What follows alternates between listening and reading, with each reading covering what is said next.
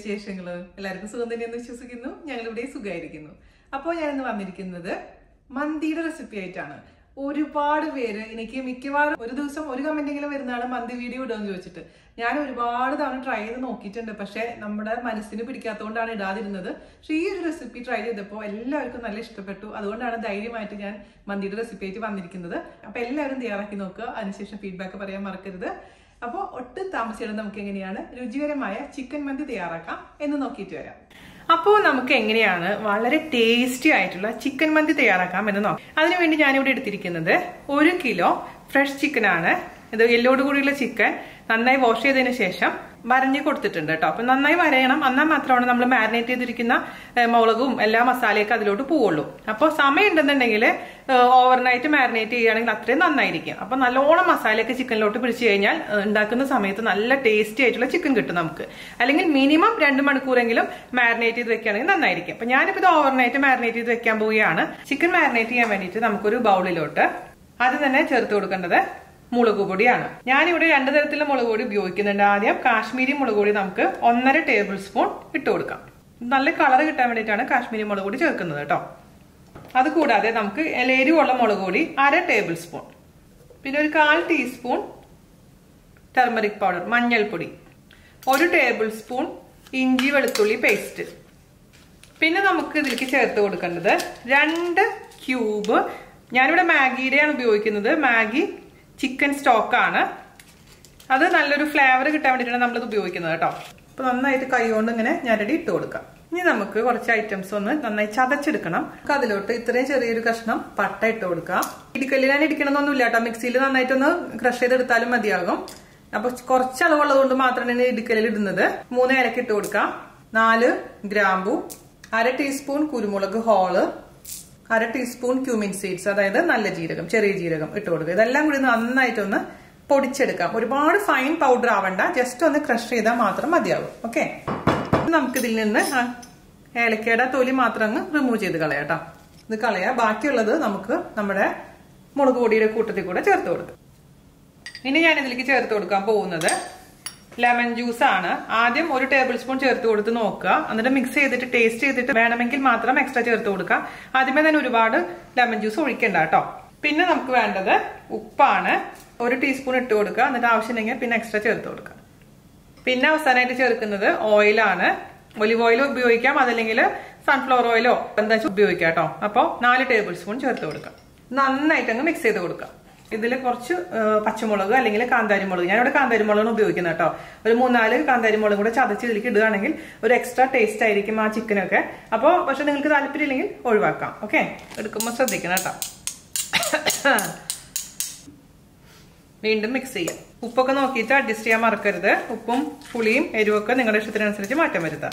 ഇനി നമുക്കിതിലേക്ക് ചിക്കൻ ചേർത്തതിന് ശേഷം മിക്സ് ചെയ്ത് കൊടുക്കാം. ഓരോ പീസിന്റെ എല്ലാ ഭാഗത്തേക്കും നന്നായിട്ട് മസാല വരുന്നവരെ നമുക്ക് നന്ന് മിക്സ് ചെയ്ത് കൊടുക്കാം. ഈ വരഞ്ഞു കൊടുത്തതിന്റെ ഉള്ളിലോട്ടേക്കൊക്കെ ആക്കിക്കോളൂ കേട്ടോ മസാല, എന്നാലും അതിലേക്ക് കംപ്ലീറ്റ് പിടിക്കൂലേ. ഇത് നല്ലൊരു സ്പൈസി ആയിട്ടുള്ള ഒരു ചിക്കനാണ് കേട്ടോ. നമ്മുടെ ടേസ്റ്റിനനുസരിച്ചുള്ള ചിക്കനാണ്. പലതരത്തിലും ട്രൈ ചെയ്ത് നോക്കിയിട്ട് ഇതാണ് ഏറ്റവും പെർഫെക്റ്റ് ആയിട്ട് നമ്മുടെ ടേസ്റ്റിന് അനുസരിച്ച് വന്നത്. അപ്പൊ ഇത് ഈ റെസിപ്പി തന്നത് തസ്നിയാണ്, സൗദിയിലുള്ള തസ്നി. നമ്മുടെ കറി വേൾഡിന്റെ വലിയൊരു ഫാനുമാണ്. ആദ്യമേ 6 വർഷമായിട്ടുള്ള പരിചയമാണ് എനിക്ക് തസ്നിയായിട്ട്. അപ്പോൾ തസ്നിക്കുട്ടി, താങ്ക് യു സോ മച്ച്. ഉണ്ടാക്കി നോക്കിയിട്ട് നന്നായി എന്ന് പറഞ്ഞപ്പോൾ അവൾക്ക് വലിയ സന്തോഷമായി. അപ്പോൾ ഇനി ഇതുപോലത്തെ റെസിപ്പീസ് ഞാൻ പ്രതീക്ഷിക്കുന്നു. അപ്പോൾ എല്ലാ ഭാഗത്തേക്കും നമ്മുടെ ചിക്കനിലേക്ക് ആയിട്ടുണ്ട്. ഇനി ഇത് ഞാൻ പറഞ്ഞ പോലെ മിനിമം 12 മണിക്കൂറെങ്കിലും മാരിനേറ്റ് ചെയ്ത് വെക്കുകയാണെങ്കിൽ ഏറ്റവും ബെസ്റ്റ് ആയിരിക്കും. അല്ലെങ്കിൽ 2 മണിക്കൂറെങ്കിലും ഇതങ്ങ് എടുത്തു വെക്കുക. അപ്പൊ അടച്ച് വെക്കണം ഫ്രിഡ്ജിലൊക്കെ വെക്കുമ്പോൾ. അപ്പൊ 12 മണിക്കൂർ കൂടുതൽ വേണമെന്നുണ്ടെങ്കിൽ ഫ്രീസറിലാണ് വെക്കേണ്ടത്, ഫ്രിഡ്ജിലല്ല വെക്കേണ്ടത്. അപ്പൊ ഞാനിപ്പോ ഇത് ഫ്രിഡ്ജിലാണ് വെക്കാൻ പോകുന്നത്. അതിനുശേഷം നമുക്ക് നാളെ ഇത് മന്തിയൊക്കെ എടുക്കാം. ഓക്കെ, ഞാൻ ഈ ഒരു കണ്ടെയ്നറിലാണ് എടുത്ത് വെക്കുന്നത്. അപ്പൊ പിന്നെ ക്ലോസ് ചെയ്ത് കഴിഞ്ഞതിന്റെ വാസനയൊന്നും പുറത്തേക്ക് വരില്ല. അപ്പോൾ നമ്മുടെ ചിക്കൻ മാരിനേറ്റ് ചെയ്ത് വെച്ചിട്ട് 12 മണിക്കൂറിൽ മേലെ ആയിട്ടുണ്ട്. നമുക്കിത് ആദ്യം തന്നെ ചിക്കൻ ഒന്ന് ജസ്റ്റ് ഗ്രില്ല് ചെയ്തെടുക്കണം. ഗ്രില്ല് ചെയ്തെടുക്കാന്ന് വെച്ച് കഴിഞ്ഞാൽ ഒന്ന് കുക്കായാൽ മതി, ഒരു ഓവറായിട്ട് കുക്ക് ചെയ്യാൻ പാടില്ല. അപ്പൊ അതെങ്ങനെ ചെയ്യണം നമുക്ക് നോക്കാം. അതിന് വേണ്ടിയിട്ട് ഒരു അടികട്ടിയുള്ള കടായി അടുപ്പത്ത് വെക്കുക. അതിലോട്ട് നമ്മുടെ ചിക്കന്റെ പീസസ് അങ്ങ് വെച്ചു കൊടുക്കാം. ഇതിൽ ഓൾറെഡി നമ്മൾ ഓയിൽ ഒഴിച്ച കാരണം ഇനി ഓയിൽ ഇതിൽ ഒഴിക്കേണ്ട ആവശ്യമില്ല. നിങ്ങൾക്ക് ചിക്കന്റെ പീസസ് കുറച്ച് വലിപ്പം വേണമെന്നുണ്ടെങ്കിൽ കൂട്ടാട്ടോ. പക്ഷെ മീഡിയം വലിപ്പമാണെങ്കിലാണ് ഉള്ളിലോട്ടൊക്കെ നന്നായി മസാല പിടിക്കുള്ളൂ. അതുകൊണ്ടാണ് ഞാൻ ഒരുപാട് വലിപ്പത്തിൽ കട്ട് ചെയ്യാതിരുന്നത്. ഇനി നമുക്ക് ഹൈ ഫ്ലെയിമിൽ തീ ഓൺ ചെയ്ത് കൊടുക്കാം. ഹൈ ഫ്ലെയിമിൽ തീ ഓൺ ചെയ്ത് കൊടുത്തിട്ടുണ്ടെങ്കിൽ അപ്പൊ ഒരു 5 മിനിറ്റ് ഒരു ഭാഗം കുക്ക് ചെയ്യുക, വീണ്ടും ഒരു 5 മിനിറ്റ് അടുത്ത ഭാഗം കുക്ക് ചെയ്യുക. അത്രമാത്രം ഇതിൽ കുക്കിംഗ് ചെയ്താൽ മതി. പിന്നെ നമ്മൾ ദം ചെയ്യുമ്പോഴാണ് ചിക്കൻ നന്നായി കുക്ക് ആവുള്ളൂ കേട്ടോ. അപ്പോൾ ഹൈ ഫ്ലെയിമിൽ തന്നെ ഇട്ടിട്ടുണ്ട്. നമുക്ക് വെയിറ്റ് ചെയ്യാം. ഇപ്പൊ നമ്മളിത് അടച്ചു വെച്ച് കുക്ക് ചെയ്യണമെന്നുണ്ടെങ്കിൽ ചിക്കനിൽ നിന്നൊക്കെ ഒരുപാടങ്ങ് വെള്ളം ഇറങ്ങും. അപ്പോൾ ചിക്കൻ നമ്മൾ ദം ചെയ്യുന്ന സമയത്ത് അതിന്റെ ജ്യൂസി എഫക്ട് പോവുകയും ചെയ്യും, ചിക്കന്റെ ഒരു ടേസ്റ്റ് വരില്ല. അതുകൊണ്ടാണ് നമ്മൾ ഹൈ ഫ്ലെയിമിൽ ഇട്ടിട്ട് ഇന്ന് കുക്ക് ചെയ്യാൻ പറയുന്നത്. അപ്പോൾ ആ രീതിയിൽ കുക്ക് ചെയ്ത് കഴിഞ്ഞാൽ കുറച്ചും കൂടെ നല്ല ടേസ്റ്റ് ആയിരിക്കും നമ്മുടെ റൈസിന് കേട്ടോ. അപ്പൊ നമ്മുടെ ഒരു സൈഡ് അത്യാവശ്യം ഗ്രില്ലായിട്ടുണ്ട്. നമുക്ക് തിരിച്ചിടാം കേട്ടോ. ഇനി ഈ ഭാഗവും ഒരു 3-4 മിനിറ്റ് ഒന്ന് കുക്കായതിനു ശേഷം നമുക്ക് മാറ്റി വെക്കാം. ശരിക്കും പറഞ്ഞാൽ അറ്റ് ദ സെയിം ടൈം തന്നെ നമുക്ക് അരിയും വേവിക്കാം. പക്ഷെ ഞാൻ വീഡിയോ എടുക്കുന്ന കാരണമാണ് സെപ്പറേറ്റ് ആയിട്ട് കാണിക്കുന്നത് കേട്ടോ. സാധാരണ ഇതിൽ ഞാൻ ചെയ്യുമ്പോൾ അപ്പുറത്തെ അടുപ്പിൽ അരി ഇട്ട് വേവിച്ചതിന് ശേഷം ഇതിന്റെ മുകളിൽ ഇട്ടിട്ട് ദം ചെയ്തെടുക്കുകയാണ് ചെയ്യുന്നത്. പക്ഷെ നമുക്കിപ്പോൾ വെയിറ്റ് ചെയ്യാം. ഈ സൈഡും ഒരു 4 മിനിറ്റോളം കുക്ക് ചെയ്തിട്ടുണ്ട്. അപ്പൊ കണ്ടില്ലേ, എണ്ണ കണ്ടില്ലേ, ഇതുപോലെ എണ്ണ ഉണ്ടാവണം. അഥവാ നിങ്ങൾക്ക് ഇതുപോലെ റെഡി ആയതിനു ശേഷം നോക്കുമ്പോൾ എണ്ണ ഇത്ര ഇല്ലാന്നുണ്ടെങ്കിൽ ഒരു ടേബിൾ സ്പൂണും കൂടി എണ്ണ ഒഴിച്ച് കൊടുത്തോളൂ കേട്ടോ. കാരണം നമ്മൾ ഇതിന്റെ മുകളിൽ കൂടിയാണ് വേവിച്ചിരിക്കുന്ന ചോറിട്ടിട്ട് ദം ചെയ്യാൻ പോകുന്നത്. പിന്നെ മസാല ഒന്നിങ്ങനെ അടി പിടിക്കാൻ പാടില്ല. ഇതേപോലെ ഒരു സ്പാറ്റില വെച്ചിട്ട് നന്നായിട്ടൊന്ന് താഴത്തെ ഭാഗം ഇളക്കി കൊടുക്കാൻ മറക്കരുത്. അല്ലെങ്കിൽ ദം ചെയ്യുന്ന സമയത്ത് താഴെ പിടിക്കാനുള്ള ചാൻസ് ഉണ്ട്. പിന്നെ എപ്പോഴും അടി കട്ടിയുള്ള പാത്രം ഉപയോഗിക്കാൻ പ്രത്യേകിച്ച് ശ്രദ്ധിക്കുക. ഇതുപോലെ ഇരിക്കുന്ന ഒരു അവസ്ഥയാണ് നമുക്ക് വേണ്ടത്. 1/4 ഭാഗം മാത്രമേ ഇത് കുക്കായിട്ടുള്ളൂ. ദം ചെയ്യുമ്പോഴാണ് ബാക്കിയുള്ള 75% കുക്കാവുന്നത് കേട്ടോ. ഈ ഒരു രീതിയിൽ ഇരിക്കുന്ന സമയത്ത് നമുക്കിതങ്ങ് അടുപ്പിൽ നിന്ന് മാറ്റി വെക്കാം. ചോറ് റെഡിയാക്കാൻ വേണ്ടിയിട്ട് ഒരു അടികട്ടിയുള്ള കടായി അടുത്ത് വെക്കാം. അതിലോട്ട് ഒന്നില്ലെങ്കിൽ ഒലീവ് ഓയിൽ ഒഴിച്ചു കൊടുക്കാം, അതില്ലെങ്കിൽ സൺഫ്ലവർ ഓയിലോ ഒഴിച്ചു കൊടുക്കാം. ഞാനിപ്പോ ഒരു 2 ടേബിൾ സ്പൂണോളം സൺഫ്ലവർ ഓയിൽ ഒഴിച്ചു കൊടുത്തിട്ടുണ്ട്. അതൊന്ന് ചൂടാവട്ടെ. നമ്മുടെ ഓയിൽ ചൂടായിട്ടുണ്ട്. അതിലോട്ട് 3 ഏലക്കായ, 3 ഗ്രാമ്പു, ഒരു പട്ട, ബേ ലീഫ് ഇഷ്ടമാണെങ്കിൽ ബേ ലീഫ് ഇട്ട് കൊടുക്കാം. ഇതൊന്ന് ജസ്റ്റ് ഒന്ന് ഇട്ടതിന് ശേഷം ഒന്ന് വഴറ്റി കൊടുക്കാം. പിന്നെ ഞാനിവിടെ ചേർക്കാൻ പോകുന്നത് ഉണങ്ങിയ നാരങ്ങയാണ്. അത് നമുക്ക് എല്ലാ കടകളിലും അവൈലബിൾ ആണ്. പക്ഷെ ഇത് നിർബന്ധമൊന്നുമില്ല. അതുണ്ടെങ്കിൽ ഒരു പ്രത്യേക ഫ്ലേവർ ആയിരിക്കും. അത് പക്ഷെ ഞാൻ കുറച്ച് സമയം കഴിയുമ്പോൾ അതങ്ങ് എടുത്ത് കളയും. ഒരുപാട് പുളി രസം നന്നായിട്ടുണ്ടാവില്ല. പക്ഷെ ഇതിന്റെ ഒരു ഫ്ലേവർ വരാൻ വേണ്ടിയിട്ടാണ് ഇടുന്നത് കേട്ടോ. പക്ഷെ നിങ്ങളുടെ അടുത്ത് ഇപ്പൊ നാരങ്ങ ഇല്ലാന്ന് വെച്ചിട്ട് ഈ ഉണങ്ങിയ നാരങ്ങ ഇല്ലാന്ന് വെച്ചിട്ട് വിഷമിക്കൊന്നും വേണ്ട. അതില്ലെങ്കിലും ഉണ്ടാക്കാം. ഇനി നമുക്ക് ഇതിലേക്ക് ചേർത്ത് കൊടുക്കേണ്ടത് ചെറിയ സവാളയുടെ പകുതി ഭാഗം ചെറുതാക്കി നുറുക്കിയതാണ്. നീളത്തിൽ മുറിച്ചാലും കുഴപ്പമൊന്നുമില്ല. അതുപോലെ തന്നെ ഒരു ചെറിയ കഷ്ണം ഒരു ടേബിൾ സ്പൂൺ വരുന്ന രീതിയിൽ ക്യാപ്സിക്കം, പച്ച ക്യാപ്സിക്കം വളരെ ചെറുതാക്കി എരിഞ്ഞത്, ഇഞ്ചി വെളുത്തുള്ളി പേസ്റ്റ് 1 ടീസ്പൂൺ. ഇതെല്ലാം ചേർത്തതിന് ശേഷം ഒന്ന് വാട്ടിയെടുക്കാം. നിങ്ങൾക്ക് ഇതിലേക്ക് വേണമെങ്കിൽ ചിക്കൻ സ്റ്റോക്ക് വീണ്ടും ഒരു ക്യൂബ് ഇട്ട് കൊടുക്കാം. പക്ഷെ ഞാൻ ഇനി ഇടുന്നില്ല. കാരണം നമ്മൾ ആ ചിക്കൻ ഫ്രൈ ചെയ്യാൻ വേണ്ടി വെച്ച ചിക്കനിൽ നമ്മൾ ചിക്കൻ സ്റ്റോക്ക് ഇട്ടിട്ടുണ്ടായിരുന്നു. വേണമെങ്കിൽ ഒരു ക്യൂബ് ഇട്ട് കൊടുക്കാവുന്നതേ ഉള്ളൂ. കുറച്ചും കൂടെ ഫ്ലേവർ വേണമെന്നുണ്ടെങ്കിൽ നന്നായിട്ടൊന്ന് വാടി വരട്ടെ കേട്ടോ. നന്നായിട്ട് വാടി വന്നിട്ടുണ്ടെങ്കിൽ ഇതിലോട്ട് നമുക്ക് 6 ഗ്ലാസ്, ഞാനിവിടെ 3 ഗ്ലാസ് അരിയാണ് എടുത്തിരിക്കുന്നത്. 3 ഗ്ലാസ് അരിക്ക് 6 ഗ്ലാസ് വെള്ളം എന്നുള്ള രീതിയിൽ ഒഴിച്ചു കൊടുക്കാം. ഈ വെള്ളം നന്നായി തിളയ്ക്കണം. അതിലോട്ട് നമുക്ക് ഉപ്പ് ചേർത്ത് കൊടുക്കാം. ഇപ്പൊ 1.25 ടീസ്പൂൺ ഇട്ടിട്ടുണ്ട്. മിക്സ് ചെയ്ത് കൊടുത്ത് നോക്കട്ടെ. ടേസ്റ്റ് ചെയ്തിട്ട് ഓരങ്ങ നമുക്ക് ചേർത്ത് കൊടുക്കണം. എപ്പോഴും നമ്മൾ റൈസ് ചെയ്യുമ്പോൾ ഒരല്പം ഉപ്പ് വെള്ളത്തിൽ മുന്നോട്ട് നിന്നാലാണ് റൈസ് കുക്കായി വരുമ്പോൾ കറക്റ്റ് ആയിട്ടുള്ള ഉപ്പ് രസം ഉണ്ടാവുള്ളൂ. ഞാനൊന്ന് രുചിച്ച് നോക്കട്ടെ. ഓരങ്ങ നമുക്ക് കുറച്ചും കൂടെ ഉപ്പ് ചേർത്ത് കൊടുക്കണം. അല്പം കൂടെ ആവാം. അപ്പൊ 1.5 ടീസ്പൂൺ കേട്ടോ. ഉപ്പിന്റെ അളവ് നിങ്ങളുടെ ഇഷ്ടത്തിനനുസരിച്ച് മാറ്റം വരുത്താൻ പ്രത്യേകിച്ച് ശ്രദ്ധിക്കണം. ഞാനിവിടെ ഉപയോഗിക്കുന്ന അരിയുടെ പേരാണ് സെല്ല റൈസ്. ഇതുപോലെ മന്തി, കബ്സ ഒക്കെ ഉണ്ടാക്കാൻ നമ്മൾ നോർമലി സെല്ല റൈസ് ആണ് ഉപയോഗിക്കാറുള്ളത്. എല്ലാ സൂപ്പർ മാർക്കറ്റിലും അത് അവൈലബിൾ ആണ്. ഇതില്ലെങ്കിൽ നിങ്ങൾക്ക് ബസ്മതി റൈസോ കൈമ റൈസോ ഉപയോഗിക്കാം. പക്ഷെ ഞാൻ എപ്പോഴും പ്രിഫർ ചെയ്യുന്നത് ഇതുപോലെയുള്ള സംഭവങ്ങൾ ഉണ്ടാക്കുമ്പോൾ സെല്ല റൈസ് തന്നെയാണ് കേട്ടോ. ആദ്യം തന്നെ നന്നായിട്ട് അരി വാഷ് ചെയ്യുക. അതിനുശേഷം 20 മിനിറ്റ് എങ്കിലും മിനിമം വെള്ളത്തിലിട്ട് വെക്കണം, സോക്ക് ചെയ്ത് വെക്കണം. അതിനുശേഷം ആ വെള്ളം എല്ലാം കളഞ്ഞിട്ട് ഒരു അരിപ്പയിലോട്ട് ഇട്ട് വെക്കുക. അതാണ് നമ്മൾ ഇതിലോട്ട് ഇടാൻ പോകുന്നത്. ഞാനിപ്പോ സെല്ല റൈസിന്റെ കണക്കാണ് പറയുന്നത്, വെള്ളത്തിന്റെ കണക്ക്. അതേസമയം ബസ്മതി റൈസ് ആണെങ്കിൽ ഇത്ര വെള്ളം വേണ്ടി വരില്ല. ഇത് നന്നായിട്ട് ഈ വെള്ളം തിളക്കട്ടെ. അതിനുശേഷം നമ്മൾ കുതിർത്ത് അരിച്ചു മാറ്റി വെച്ചിരിക്കുന്ന അരി ചേർത്ത് കൊടുക്കാം. നമ്മുടെ വെള്ളം നന്നായി തിളയ്ക്കാൻ തുടങ്ങിയിട്ടുണ്ട്. അതിലോട്ട് ഊറ്റി മാറ്റി വെച്ചിരിക്കുന്ന സെല്ല റൈസ് ഇട്ട് കൊടുക്കാം. മിക്സ് ചെയ്ത് കൊടുക്കാം. ഹൈ ഫ്ലെയിമിൽ തന്നെ വെച്ചിട്ട് നന്നായിട്ടൊന്ന് തിളക്കട്ടെ, തിള വരട്ടെ. അതിനുശേഷം നമുക്ക് അടച്ചു വെച്ചിട്ട് ചെറിയ തീയിൽ വേവിച്ചെടുക്കാം. അരി നന്നായി തിളയ്ക്കാൻ തുടങ്ങിയിട്ടുണ്ട്. അടച്ചു വെക്കാം. ഹൈ ഫ്ലെയിമിൽ നിന്ന് ചെറിയ ഫ്ലെയിമിലോട്ട് മാറ്റിയതിനു ശേഷം ഇത് കുക്ക് ചെയ്യാം. ഇടയ്ക്കിടയ്ക്ക് തുറന്നു നോക്കാനും ഇളക്കി കൊടുക്കാനും മറക്കരുത് കേട്ടോ. അപ്പൊ ഇതിന്റെ വെള്ളം വറ്റുന്നത് വരെ കുക്ക് ചെയ്തിട്ട് നമുക്ക് ദം ചെയ്യാം. അപ്പോ നമ്മുടെ റൈസ് റെഡി ആയിട്ടുണ്ട് കേട്ടോ. ഈ ഒരു രീതിയിലിരിക്കും. ഇച്ചിരി ഒന്ന് കുഴഞ്ഞിരിക്കുന്ന പോലെ ഉണ്ടാവും, പക്ഷെ നമ്മൾ ദം ചെയ്ത് വരുമ്പോൾ ശരിയാവും. പിന്നെ അത് മുഴുവൻ ഒരുപാട് കുക്ക് ചെയ്യാൻ പാടില്ല, ഒരു 3/4 ഭാഗം കുക്ക് ചെയ്യാനേ പാടുള്ളൂ. അരമണിക്കൂർ ദം ചെയ്യുമ്പോൾ പെർഫെക്റ്റ് കുക്കായി വരും കേട്ടോ.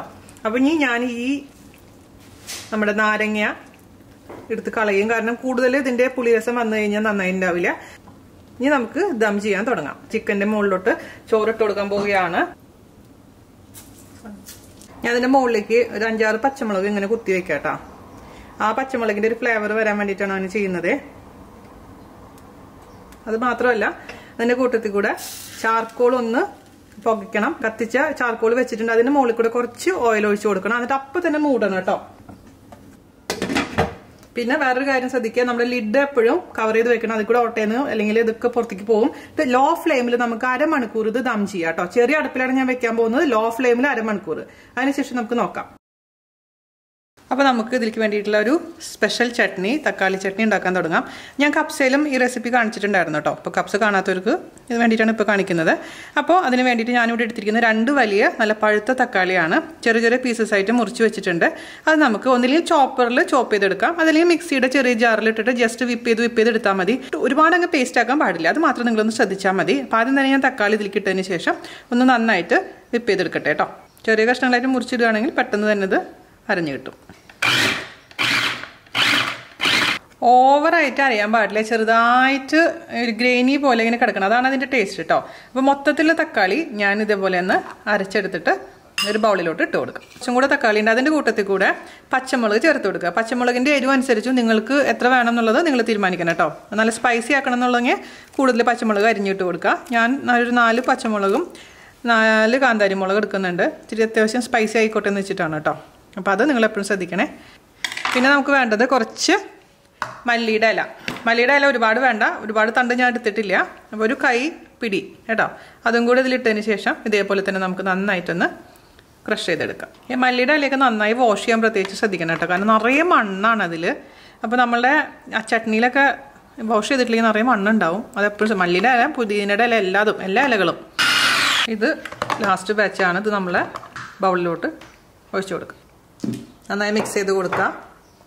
ഇനി നമ്മൾ ഇതിലേക്ക് ചേർത്ത് കൊടുക്കേണ്ടത് ലെമൺ ജ്യൂസാണ്. ഈ നിങ്ങൾ ഉപയോഗിക്കുന്ന തക്കാളിയുടെ പുളി അനുസരിച്ച് വേണം നമ്മൾ ചേർക്കുന്ന ലെമൺ ജ്യൂസിൻ്റെ അളവ് തീരുമാനിക്കാൻ. അപ്പോൾ ആദ്യമേ തന്നെ നമുക്ക് കുറച്ച് ഉപ്പ് ചേർത്ത് കൊടുക്കാം. എന്നിട്ട് ടേസ്റ്റ് ചെയ്ത് നോക്കിയിട്ട് നമുക്ക് ലെമൺ ജ്യൂസിൻ്റെ അളവ് തീരുമാനിക്കാം.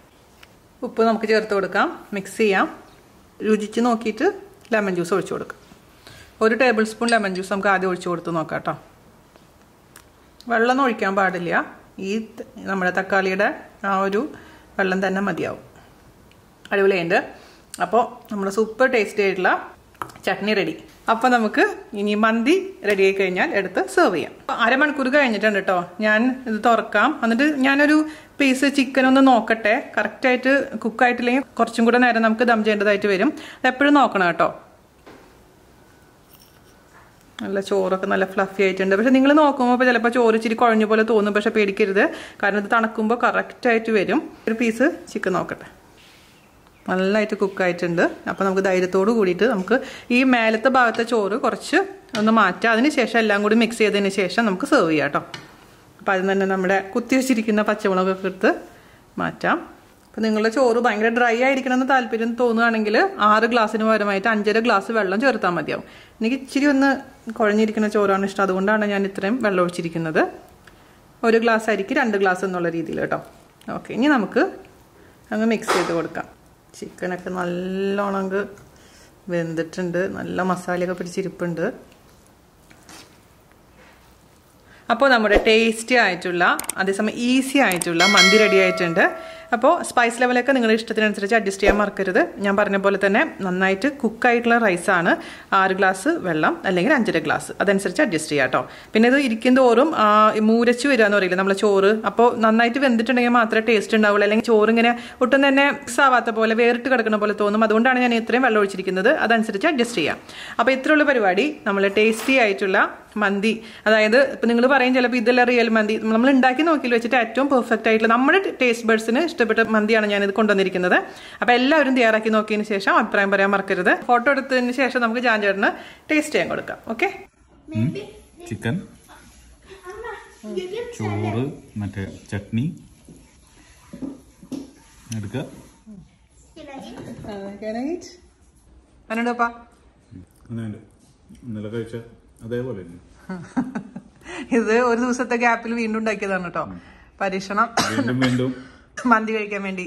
അപ്പൊ ചേട്ടൻ ഓക്കെ പറഞ്ഞപ്പോ ഞാൻ വീഡിയോ എടുത്തതാണ്. അപ്പൊ എന്തായാലും നന്നായിട്ടുണ്ടെന്നാണ് ചേട്ടന്റെ അഭിപ്രായം. അപ്പൊ എല്ലാവരും തയ്യാറാക്കി നോക്കുക. അതിനുശേഷം വെരി നൈസ് ചോറ്.